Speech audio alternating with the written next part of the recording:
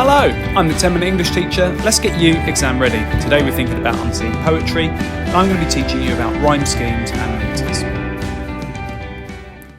Before we start, let's remind ourselves of what we'll actually need to do in the exams. If you're a Pearson Edexcel candidate, you will be comparing A and B in a question that takes you about 45 minutes. And if you're an AQA candidate, you will be comparing poem A with B for a shorter amount of time. That's an 8-mark question. And about half an hour is spent responding to poem A. It's handy for you to take some of the things you said about poem A and say them again when it comes to that shorter question. And certainly form and structure is something that you'll be able to comment on, which is why today is going to be important for you heading into those exams. So in less than 10 minutes, we will know what types of metre are commonly used in poetry. We'll know how to identify the rhyme scheme in a poem. And we're also going to understand how to comment on the effect of form and structure in a poem by thinking about why a writer might have chosen the rhyme scheme and the metre that they've adopted. So we'll start with rhyme schemes. Here's a very simple poem for you. John made a wish, and on his dish there did appear a tasty fish. So we've got some rhyme there. If you wanted to communicate the rhyme scheme to our readers, we can say that we've got an A rhyme scheme. So wish and dish rhyme with each other. So we've called the first line there is A. Then we've got wish rhymes with dish, so they're AA, they're friends. And then we've got appear on its own, doesn't rhyme with the other lines, so that's B. And then we've got fish, which rhymes with wish and dish, so they all are together as AABA. If there was another verse, then we would be then heading into C, C, D, C, if it was going to follow the same pattern. So when it comes to rhyme schemes, it's important to know that some poems have a particular formula. So a Shakespearean sonnet is A, B, A, B, C, D, C, D, E, F, E, F, and then at the end you have a rhyming couplet, so you've got G, G. So that would be what would make a Shakespearean sonnet. Although if it was you were carrying on with this idea about John and his fish and his dish, you'd actually need to be writing in iambic pentameter, which you'll find out about in a little bit later, if you're wanting to write your own sonnets. So if a verse has got 4 lines, you can call it a quatrain. So this verse about John and his fish, that has 4 lines. You could call it a quatrain, but verse or stanza is fine as well. It's not a problem if you're in the exam and you call something a quatrain or a verse or a stanza. It's all perfectly fine. So a rhyme scheme could be used to show how a theme brings order. So love brings order to our lives, not chaos. So love poetry and poetry about nature that's those sort of themes tend to have order, and rhyme schemes are often chosen by poets to reflect that idea. If a writer wanted to show how something like a breakup or loss brings disorder to someone's life or to our lives, they might choose free verse instead of a rhyme scheme, which is where things don't rhyme or necessarily have a pattern. So by doing that, you're sort of reflecting the idea of someone's life being thrown into chaos or disorder. You might also choose that because you want to reflect someone's internal dialogue, the way that we speak and think. So sometimes people choose free verse for that reason too. So we had a bit of a think about rhyme scheme. The next thing that we need to think about is iambic meters. So here's a line for you. Imagine this was the first line in a poem. The 10-minute English teacher. Or we could have the 10-minute English teacher. So we've got that as our first line. And if we think about how many beats are in the line, that's one way of starting to think about our meter, because we're basically talking about how many beats there are in each line. But we can talk about iambs, which is another word for feet here. So we've actually got the 10-minute English teacher.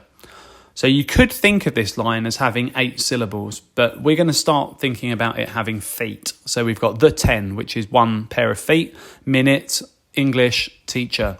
So this particular line has got 4 pairs of feet, so we'd say it's got 4 iambs, and there is a word for that. When we split those up, we can see that we've got 4 pairs of feet, and the word for that is iambic tetrameter, because tetra is referring to 4, the meter is the line, and iamb it means feet. So we've got these pairs of feet, and that's how we can communicate the meter that the poem is written in. And there's a few of those, you can see them here. So if a poem only has 1 pair of feet in each line, it's in iambic monometer. Then we've got iambic dimeter, which is where you've got 2 pairs of feet, trimeter 3, tetrameter 4, pentameter 5, which you'll know from Shakespeare, and iambic hexameter is when you have 6 pairs of feet. It does go on, but ultimately poetry being written in lines, it starts to become a little bit less common to find poems written in anything above hexameter. So those are the iambic meters for you to think of. So poets can show a sense of order, create a confident tone, or reflect the movement of, say, someone walking with the meter that they choose. So if you know Blake's London, which is written in iambic tetrameter, it's about him walking around the streets of London and sharing his experiences of that. He chooses iambic tetrameter because it almost reflects his footsteps. So you can think about the reasons why a poet might have chosen the meter that they do. It could just be to lend a confident tone or show that something's brought order to our lives. If I was writing a poem about how the sea has brings inner peace, I would probably choose a meter like trimeter or tetrameter to reflect that sort of order that has been brought to my life. So you can choose a particular meter for the purpose of your poem, and if you have an unseen poem in front of you, think about whether or not you can recognise a meter being adopted, and then think about why that might have been chosen. So we've got monometer, dimeter, trimeter, tetrameter, pentameter and hexameter, which all sound very complicated, but ultimately it's all about being able just to count pairs of syllables. It's not too tricky, but here is a mnemonic to help you out. My dad threw the prince's hat, so M for monometer, D for dimeter, T for trimeter and T for tetrameter, and then prince's hat, pentameter, hexameter. So that's a way of thinking about the pairs of feet that you need to count and recognise when you look at an unseen poem. So here is an unseen poem for you. It's called Like and Subscribe, and it's by the 10-Minute English Teacher. It is one verse long, but you need to recognise the meter and be able to comment on the rhyme scheme here. So as I read this to you, you can think about what choices have been made. Like and subscribe. I hope you will subscribe and like to this channel I make for you. I hope you will revise much more. There is so much for you to do. The 10-Minute English Teacher. So hopefully you've been able to recognise the rhyme scheme there and be able to communicate what rhyme scheme's been adopted. And you should have also been able to count on your fingers and recognise the choice of meter.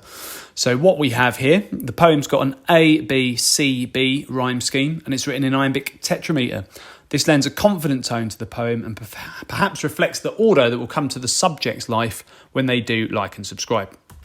So this is aimed at all of you. So the idea that I've chosen the meter and the rhyme scheme, which sort of projects this sense of order, is to reflect the order that can come to your life by simply liking and subscribing to the channel.